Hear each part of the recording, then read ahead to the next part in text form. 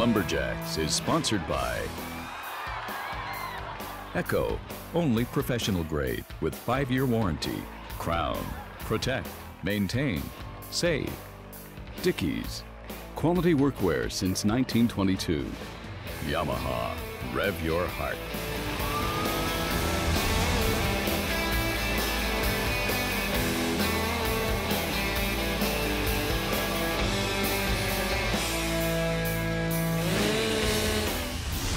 We're here in Elk Falls Provincial Park, just outside of Campbell River, British Columbia. What a perfect place to be standing for a Loggersports competition among these old Douglas fir and Western red cedar. It's actually the Campbell River Salmon Festival, and the Loggersports competition is now in its 50th year. Hi, I'm Bill D with my co-host, Lumberjack sport analyst Rod Cumberland. Rod, we're covering a couple of different events this week, including the Canada versus USA relay race. Campbell River's chock full of great events here, and of course they put them all in, so they're going to be running consecutively, one competitor after another. Everything from pole climb to obstacle pole, springboard chop, boom run, you name it, it's all crammed in there. I'm rooting for the Canucks. And speaking of the boom run, the choker race is going to be guy versus guy in an individual kind of competition. The choker race, always a crowd pleaser. It is, and actually I bet you in that one there, I'd take the transplanted Easterners, Dave McLeod and Nick Russell, to be the guys that might come out on top in that one. It's always great coming out to beautiful Campbell River, located on the east coast of Vancouver Island, right on the Strait of Georgia, separating the mainland. Every time we come out here, the river is chock full of fishermen looking for those salmon running. Brian Bartow right now has got an almost insurmountable 300-point lead over Jason Lenz, with only a few events still to come.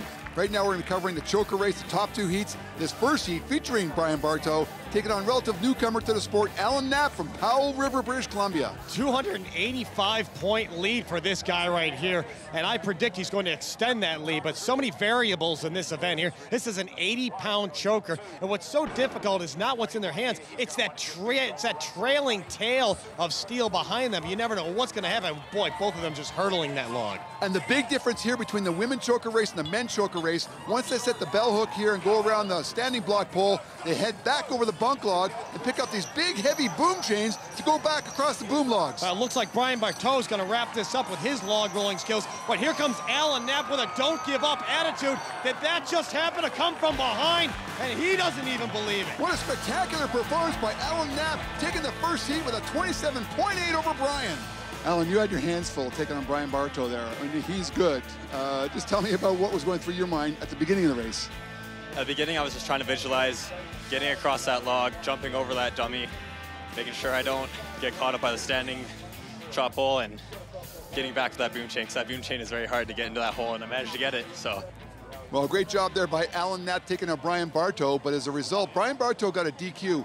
His whole chain, a couple of links at the end of the chain, did not go all the way down to the hole. This is the last heat of the men's choker race. Dave McLeod taking on Tyler Brady. Dave McLeod, hometown favorite in this event. Well, Dave McLeod just seems to be a Navy SEAL of lumberjack sports, whether he's doing an 80-foot speed climb or he's log rolling, and this event seems to suit his skills. That's right, Dave McLeod has got a very similar set to Brian Bartow. We saw in the first heat, he does them all. Right now, he's got a slight lead on Tyler Brady as they head around the standing block stands over the bunk logs, and now they're picking up their boom chains. Now McLeod has to go. He remembers this is the place where Bartow surrendered his lead. He has to keep balance, and if you fall behind, you're left behind. He's got to get that chain in there. And Tyler Brady is in the water, and part of the rules of this game is you must be on top of the log before you deliver the chain in the hole. And Dave McLeod wins the heat with a 35.63, only good enough for second place over Alan Knapp.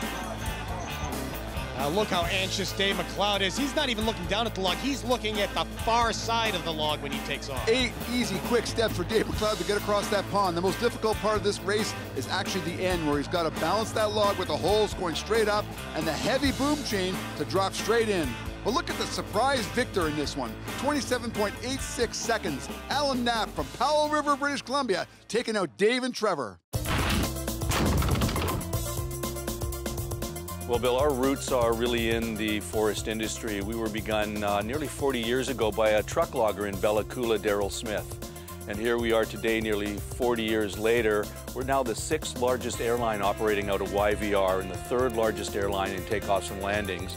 We do about 320,000 outbound seats in the province of British Columbia, and one of them is beautiful Campbell River, and we're proud to be a supporter of this event. As a small domestic airline, you have to work harder than the big guys, and one of the ways we have to do that is really truly getting down and being part of the community. I like to say to people that we're a put up or shut up airline. We actually show up with cash, with people at every event in every community in British Columbia, from Aboriginal events to community events to city events. This year alone, we've been at the Sam Steele Days Parade. We've been at the Trail Silver City Days Parade. We were in the Williams Lake Stampede Parade. And we really love being part of those communities and really, really proud to be BC's airline. And many thanks to Pacific Coastal Airlines for sponsoring us Lumberjacks TV series every time we come out to cover lumberjack competitions out in British Columbia. We're heading into the hot saw competition. In total, we'll be showing you the top 2 heats. His first heat, Roger Briscoe taking on Carl Bischoff. And look at the difference in saws. You got a motorcycle engine versus a stock saw. But Carl Bischoff coming from behind, he missed the handle. What does that tell you? That chain is filed. 2 cuts within 4 inches, 18 inches round of white pine. Carl, a little bit of delay there getting started. Is that unnerving at all? Because they even asked you if you want an additional warm-up. Does that mean anything to you? Actually, it throws you off. Not making excuses, I know I missed my rope a bit, but it throws you off. Because you're ready to go, you're pumped, and then you have to sit down, then you walk out, then you warm it, you know the game, so. But I kind of left the gate open now, so. Yeah, it was a little bit of a slow start there, and but nice 2 good, clean cuts. It all helps, yeah, so. Thanks, Carl. Thank you. Well, veteran Carl Bischoff sets down the time to beat at 6.75 seconds this next heat. Gary Anderson taking on Ben Leffler, our announcer here. Now, Gary Anderson, he's putting on a show in Bowen Island, and Ben Leffler was instrumental in putting that show together this year. Gary's up here to check out the Campbell River Salmon Festival and run a hot saw in the competition as well. Boy, you have to go fast, and Ben Leffler just missed his start. But that saw's cutting too, and oh, that's a fat second disc, and the chain spits. Now that's what happens with a long flat bar at those RPMs. I just relived that experience for me. I had a bit of fumble at the start. Beautiful cut down and up. She was just flying when I come out. I must have just jerked it out at the last second. Chain flew off, come back, got me in the privates. She was all over after that. It was, whew. Well, in a great field of hot saw competitors, the veteran competitor Carl Bischoff from Solista, British Columbia, takes them all out with a 6.75. Closed captioning is brought to you by 1867 Confederation Log and Timber Frame, Canada's leader in log and timber frame homes since 1979. This is living. Well, we're back here in Campbell River for the Campbell River Salmon Festival and the 50th annual Loggersports competition.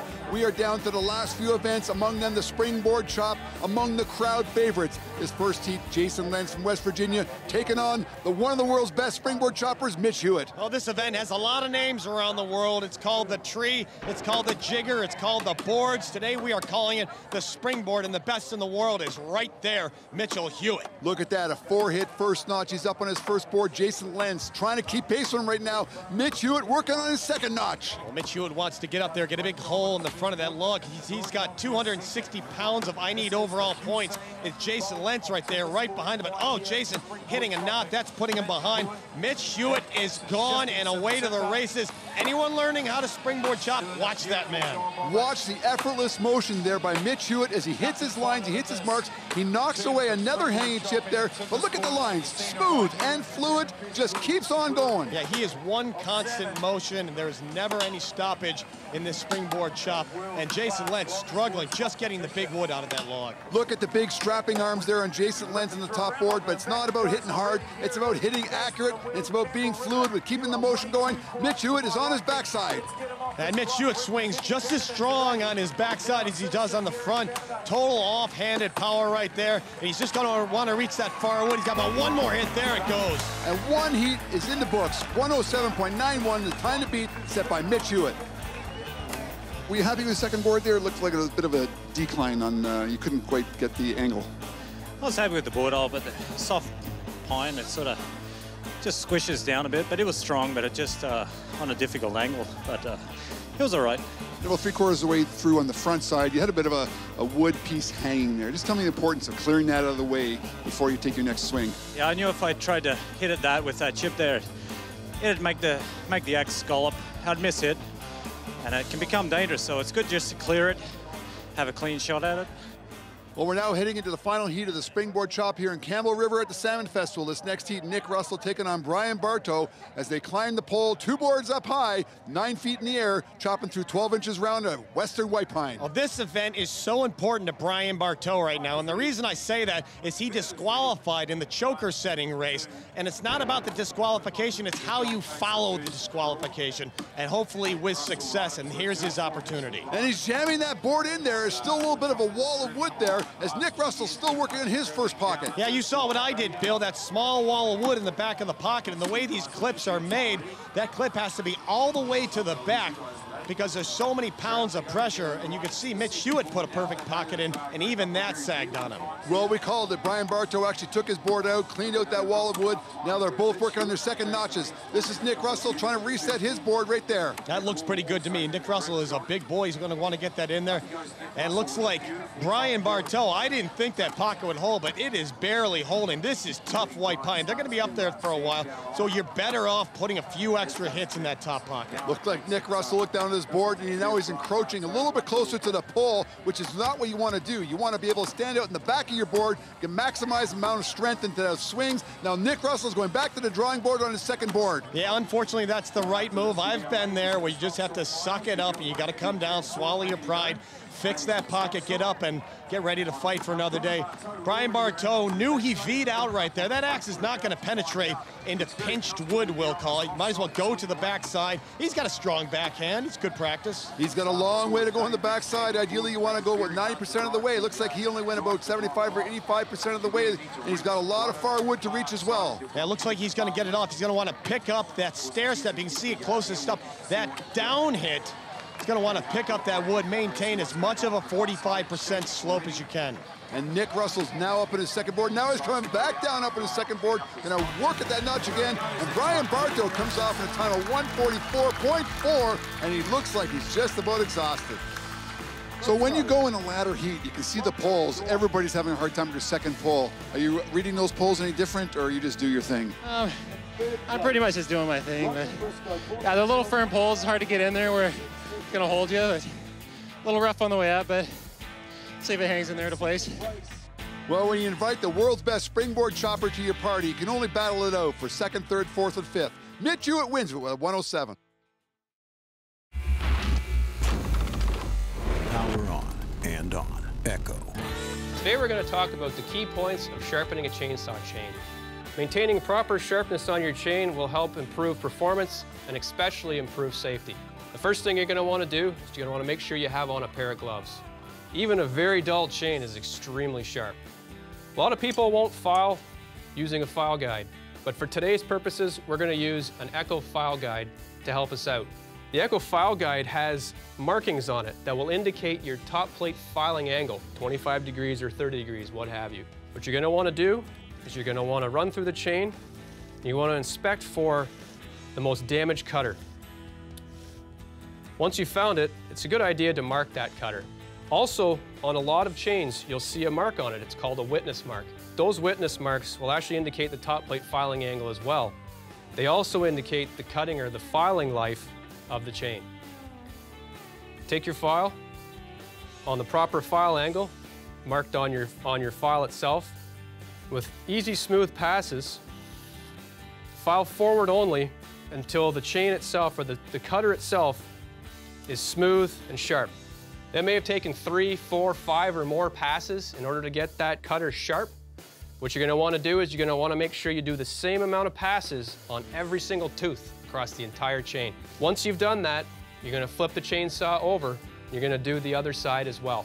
After every third or fourth filing of the chainsaw, you're going to want to set the depth gauge height using a depth gauge tool and a flat file. Set it on top of the chain itself. You'll see the depth gauge will actually protrude through the depth gauge tool. 2 or 3 passes with the flat file going forward will actually set the proper depth gauge height for you. There's an old saying that says, if your saw chain is good and sharp, your saw will do all the work. If not, you do. Back here at the Campbell River Loggersports competition, the Campbell River Salmon Festival, we're heading into the women's underhand chop relay. It is 2 women competitors competing on 1 log, 13 inches round of white pine. We have 2 pair of competitors here. In total, we'll be showing you 2 heats. This first heat, Danielle Koch and Brenda Pouchnick taking on Nancy Zaleski and Erin Lavoie. Boy, this is a big event and a lot of overall points at stake right here. 13 inches of white pine, and you have to decide, do you put your strongest chopper in the front or in the back? I think both competitors have decided to open up with their strongest chopper. Erin Lavoie, Nancy Zaleski, 7 world titles between the 2 of them, and Erin is just going to bore out the front of this log. Now, Erin's already taken a couple of rounds out and a couple of chips out the front side. Brenda really struggled to get her first chip out there as she made a couple of rounds of 4, and Erin now is putting some drivers in, ready to hand off to Nancy. Erin, the Mitch Hewitt of underhand chops, of chopping in general. She put that 1 and 1 in the bottom, cleared out the bottom wood. It's always an illusion that that lower wood is gone. It's still there. Nancy, boy, what a smart move. She narrowed up her chip because she knows Erin put such a big front end. That's less wood to shift. Now, Brenda's really trying to clean things up for Danielle before she takes over on the backside right now, putting a couple of drivers in, clean out those bottom chips, and really running on the gas as she finishes up the front side. And there goes Danielle onto the backside. Danielle just ready to go there. And there goes Nancy Zaleski severing those final blows. Now, you're not allowed to break the wood with your foot. You have to sever them with the blade of the axe. And they set the time to beat at 58.15 in the first heat. That was almost like textbook chopping. You both worked 4 corners and then set up your drivers. Just tell me about setting up some drivers for Nancy, because she's going to be breaking things off. Well, you got to do it right. You know, you win the block from the front, and you do your homework and you set up your partner for success. That's it. And tell me how much communication goes on during the chop between the 2 of you. 0. Erin's done all the work on the front. I can see exactly what she's set up. I go to the back. I know exactly what I've got to do on the back to take it off. It's perfect.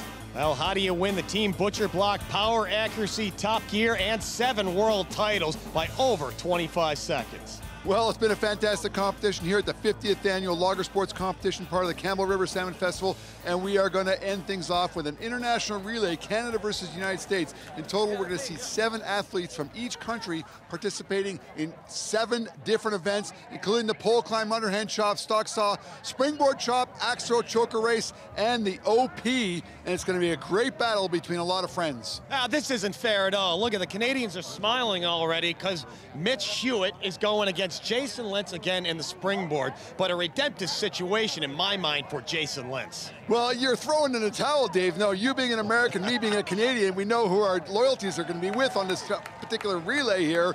But again, we've got a strong pole climber for the Americans. We're going to be starting things off with Nick Hall taking on Brian Bartow in the pole climb. Surely Brian's going to give the Americans a big lead after the pole climb. Yeah, you always want to put your strongest speed climber first, get that lead. And Brian Bartow, he's kicking in another gear right here. This is the Brian Bartow we all know. They're going to hit 60 feet, and watch the speed of his descent.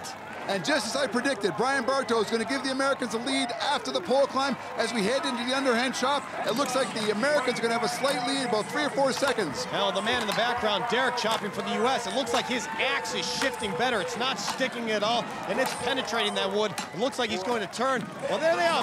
No, Nick is turning right with him, but his axe is just sticking. Yes, Dave, they both turned at the exact same time. Nick Russell in the foreground. There's Derek Pouchnick. He looks like he's in the lead a little bit over Nick Russell, but Nick Russell's trying to catch up right now, and Nick Russell's trying to drive things off. And there it is, Nick Russell ends the underhand chop ahead of Derek Pouchnick, giving way to Anita Gisowski in the stock saw, and now Brenda's going to take over the stock saw for Team USA.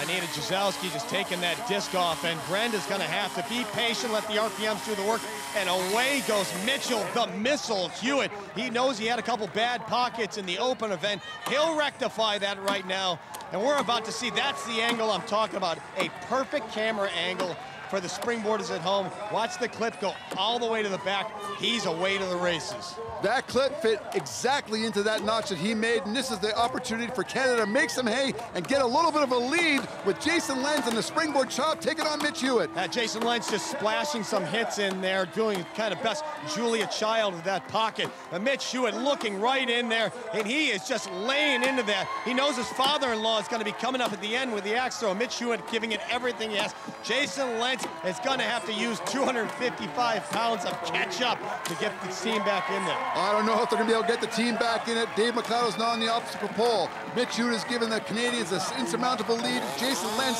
still on a springboard chop. As long as Dave McLeod doesn't take a DQ, he's about to race back down the pole, and he's going to hand it off to Daniel Koch in the choker race. As soon as he tags the end, Daniel Koch is going to be released to go in the choker race, and there she goes across the pond. Well, you're right, Bill. They don't want to disqualify, but still, speed is your friend in this sport. You train fast, you have to go fast, even when the team is relying on you. She's done this plenty of times, and that looks like a legal hitch right there. And once Danielle crosses the pond, Team Canada will just be relying on Carl Bischoff to get 3 bullseye in the axe target to bring it home, as Jason Lentz for the Americans is still working on a springboard chop. Carl Bischoff, the only competitor I've ever seen throw underhand, and his first throw is a bullseye. No way, Bill. He's gone 2 for 2. And here comes throw number 3. There it is.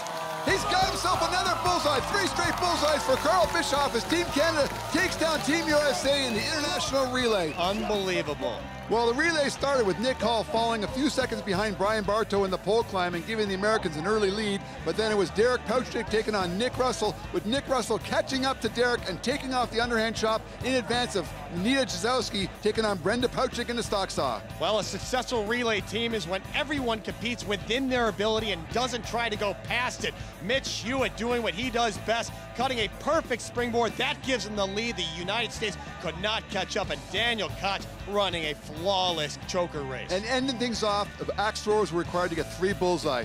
And who else could we rely on more than Carl Bischoff? 3 throws, 3 bullseyes, giving the Canadians the victory.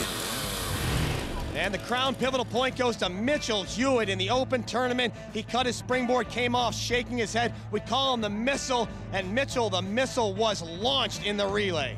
And Brian Bartow was not quite the runaway train that we thought it would be. The standings tighten up a lot with Mitch Hewitt winning the springboard chop and coming in second place in the hot saw. Brian Bartow wins it by only 85 points. Here's our lumberjill of the day. Aaron Lavoie getting 3 first places, even a 3rd against the men in the log roll. And Brian Bartow earning 510 points in the air and on the land, our lumberjack of the day. And special thanks to all the sponsors of the Campbell River Salmon Festival. Come back again next week when it'll be time for Lumberjacks.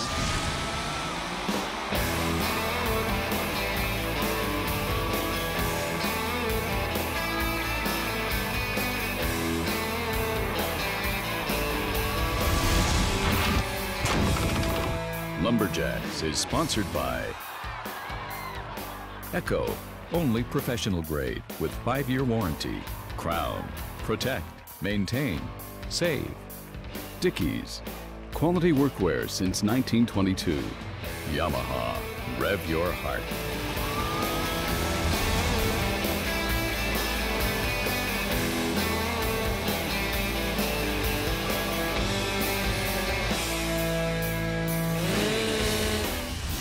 Every year we come out to Campbell River, and Dave McLeod, one of the organizers of the competition, does a terrific clown act at the top of a 100-foot pole. He gets to the top of the pole, he juggles a few balls, he does a handstand, and towards the end, he takes a fake picture of the audience and takes 1 step backwards in order to fool the audience he's going to fall off the pole. Actually, he's tied into a 1/2-inch metal cable, and he comes sliding down this metal cable and crashes into these pads for a real safe landing.